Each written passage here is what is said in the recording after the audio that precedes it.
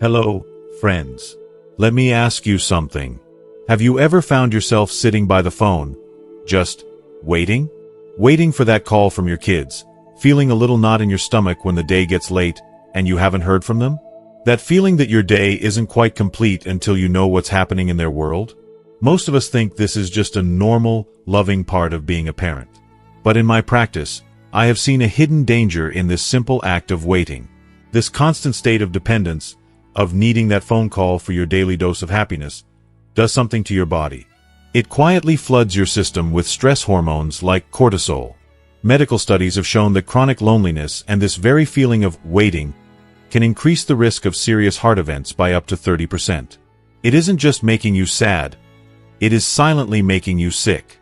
Now, this might shock you, but after 3 decades as a physician, I'm going to say it plainly.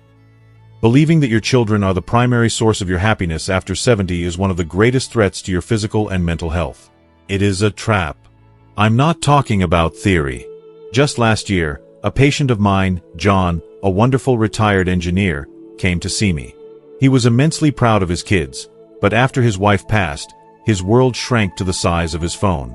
His happiness was entirely outsourced to their busy lives.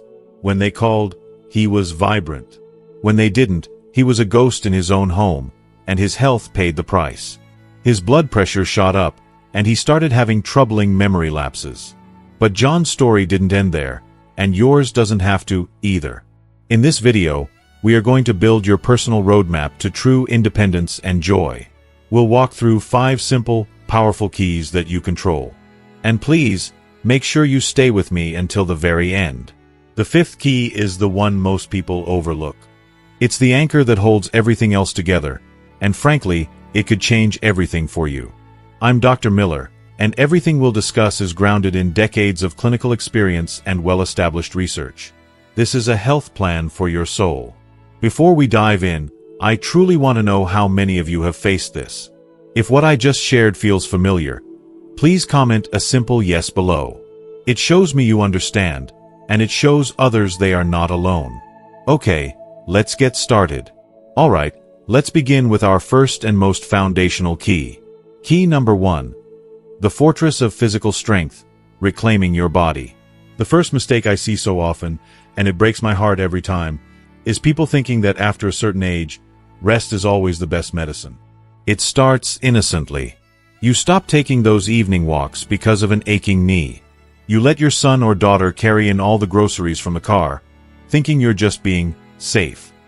You choose the comfortable chair, and that chair starts to feel a little too comfortable. In reality, without even realizing it, you are building your own cage, one safe decision at a time. Now, let's talk about what's happening inside your body when you stop moving. Your muscles, when they aren't used, begin to atrophy. That's the medical way of saying they waste away. Your bone density, the very frame that holds you up, starts to decrease, making you more fragile.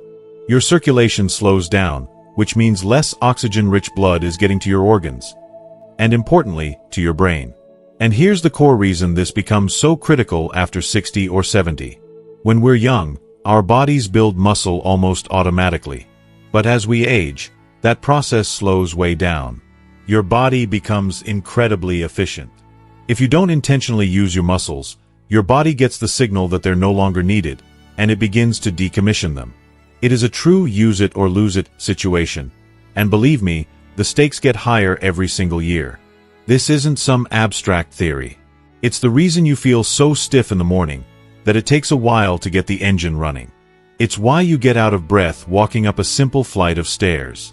It's that frustrating and sometimes frightening feeling of being unsteady on your feet. We often dismiss these things as just getting old, but so often they are a direct result of inactivity. The science on this is absolutely clear. Groundbreaking research published in the New England Journal of Medicine has shown that simple strength training, even for people well into their 90s, can dramatically improve muscle mass, mobility, and overall stability. This isn't wishful thinking. It's a medical fact. I remember my patient, Mary, a lovely woman of 82. After a small fall in her kitchen, she became terrified of walking. She was afraid of falling again, of breaking a hip, of becoming a burden on her family. Her world shrank to the distance between her bed and her favorite armchair. We started with the simplest thing imaginable. I told her, "Mary, your only job is to stand up from your chair, and then sit back down 5 times in a row. Do that once in the morning and once in the afternoon." She was skeptical, but she did it. Within a month, she was walking to her mailbox with a new confidence. Today, she walks a mile every single morning with her neighbor. She told me last week, "Doctor, I got my legs back." Mary didn't need a miracle pill. She just needed to move. So, here is your mission. I call it the 5-minute movement. Tomorrow morning, before your coffee, I want you to find a sturdy chair, one without wheels. Simply stand up and then sit back down 10 times. Then, right after, march in place for just 1 minute. That's it. It's a start. It's a signal. This isn't about training for a marathon. It's about sending a powerful message to your body every single day that you are still living, still moving, and still in charge.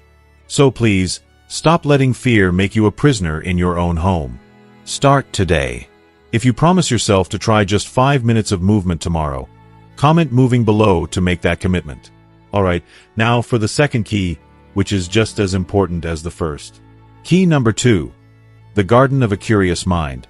Staying sharp and engaged.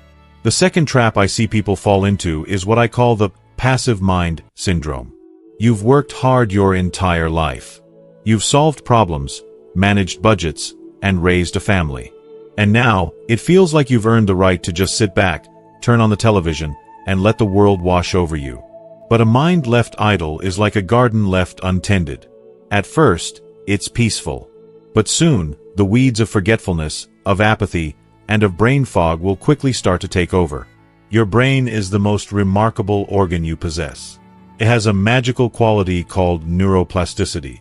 Think of it like this. Every time you learn something new, a word in a different language from a TV show, a new recipe you saw in a magazine, how to use a new feature on your phone, you are literally building new connections, new pathways in your brain.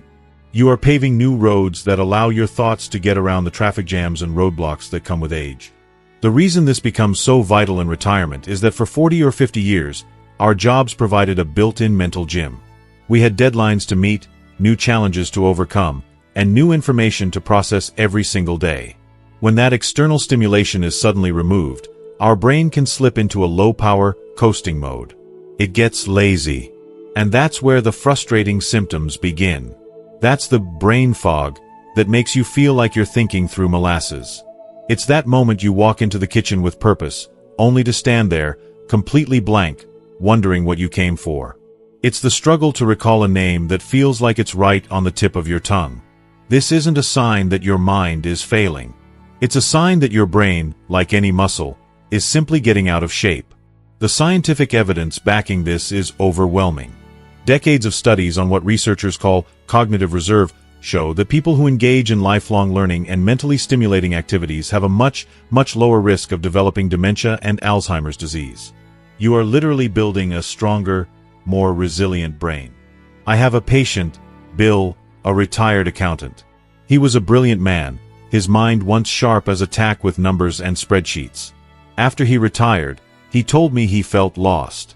His mind, he said, was getting fuzzy. On a whim, his daughter signed him up for a free online course about the history of the American Civil War. He was hooked. He started reading books, watching documentaries. Now, he's the neighborhood expert. He gives talks at the local library. His memory is sharper today, at 78, than it was when he first came to see me 10 years ago. He didn't just find a hobby. He gave his brain a new job. So here is your challenge. It's the One New Thing Challenge. This week, your only task is to learn one new thing.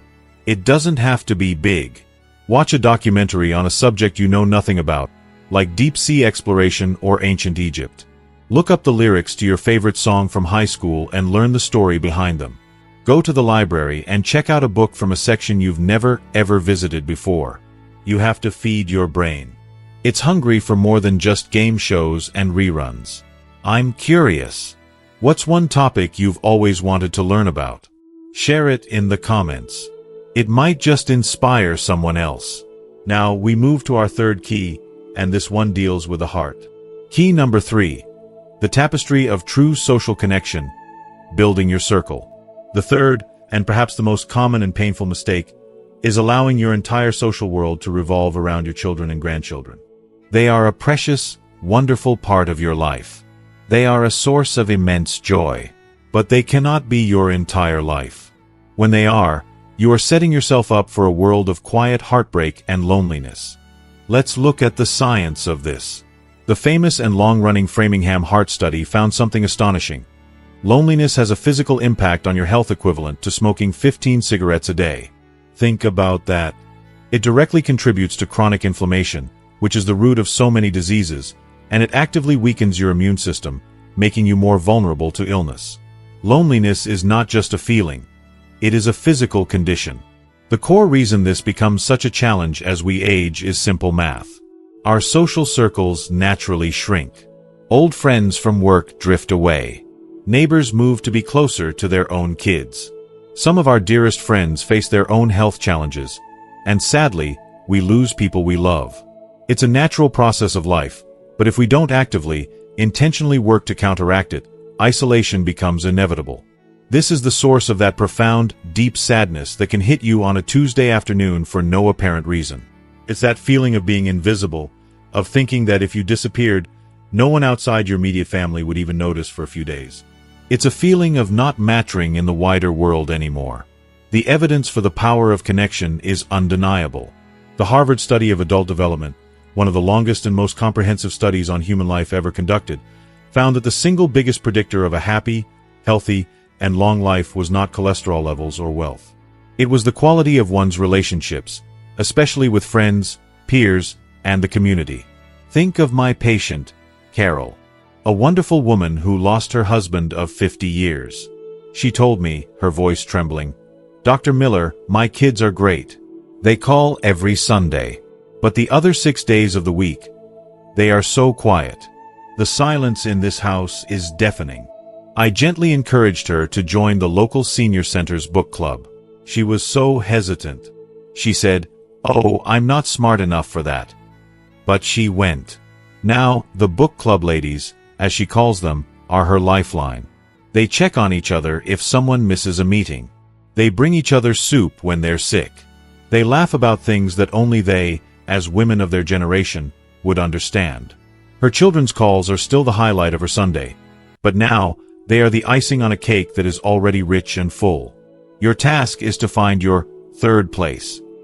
That's a term for a place that isn't your home, the first place, and isn't a doctor's office, the second place. It's a place of community. This week, I want you to look up just one local group. It could be a church group, a veterans association, a local gardening club, a volunteer opportunity at the hospital, or an animal shelter. Just go once. There's no pressure to become the president or the star member. Just show up. You need a team. Your children are your family, and that is sacred. But your friends are your team. If you believe in the power of friendship, comment friends below. This brings us to our fourth key, which is about the reason you get out of bed in the morning. Key number 4. The compass of daily purpose, having a reason to get up. The fourth trap is what I call the retirement void. You wake up. For the first time in 50 years, the alarm clock isn't ringing. There's no office to drive to, no lunch to pack, no one you have to report to. This immense, beautiful freedom, which you have worked so hard for, can, over time, curdle into a feeling of uselessness. A life without purpose, no matter how comfortable, feels like a ship without a rudder, just drifting on an empty sea. Now, this isn't just a philosophical idea. It has profound biological effects. Scientific studies on what researchers call purpose in life show that people who have a strong sense of purpose, a reason to get up in the morning, actually live longer. They have significantly lower rates of heart disease and stroke, and they even sleep better at night. A reason to get up in the morning is powerful medicine. The root of this problem is that for most of our adult lives, our purpose was clearly defined and handed to us. It was tied to our careers and the all-consuming job of raising our families. When those primary roles change or fade away, we can feel completely adrift. It can feel like the world is patting you on the back and saying, "Your job is done. You can sit down now." But the human spirit isn't designed to just sit down. This is the root of that nagging feeling of apathy. It's that lack of motivation to get dressed or do much of anything. It's the feeling that one day just bleeds into the next, with nothing to distinguish them. It's that quiet, dangerous voice in your head that asks, "Does any of this matter anymore?" For proof of this, you only need to look at the blue zones, those remarkable areas of the world, like Okinawa in Japan, where people live the longest, healthiest lives. In Okinawa, they have a concept they call ikigai. It roughly translates to a reason for being. Every single person, no matter their age, is expected to have one. It could be tending to their garden, teaching a craft to the younger generation, or being a part of a community council. They understand that purpose is a vital nutrient for the soul. Let me tell you about Frank, a retired auto mechanic and a patient of mine. He was bored out of his mind. He'd fixed cars his whole life, and now his powerful, skillful hands had nothing to do. One afternoon, he was sitting on his porch and saw some neighborhood kids struggling with a broken bicycle chain. An idea sparked. He went into his garage, found a piece of cardboard, and with a magic marker wrote, "Free bike repairs for kids." He taped it to his mailbox. Now, his garage is the busiest, happiest spot on the block. He's not just fixing chains. He's teaching kids how to do it themselves. He's talking to their parents. He has a reason to get his hands dirty every single day. He has his ikigai. So, your action is to find a small service. Your purpose doesn't have to be saving the world. Ask yourself this simple question: who can I help today, in one small way? Can you spend 1 hour a week reading a story to children at the local library? Can you walk your busy neighbor's dog in the afternoon? Can you volunteer to just sit with the cats at the animal shelter? Your wisdom, your skills, and your time are still desperately needed. The world still needs you. It needs you badly. Let's create an idea list. What is one small thing you could do to help someone else? Share your idea in the comments. You might just give someone else their new purpose. And now, for the fifth and most important key, the one I promised you at the beginning. This is the anchor. Key number 5. The anchor of emotional self-reliance. Owning your own happiness. The ultimate trap, the one that all the others lead to, is outsourcing your emotions. It's when you give the remote control to your happiness to someone else. Even to the people you love most in this world, your children.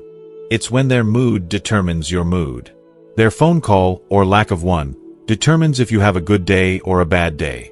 Psychologically, this is about something called your locus of control.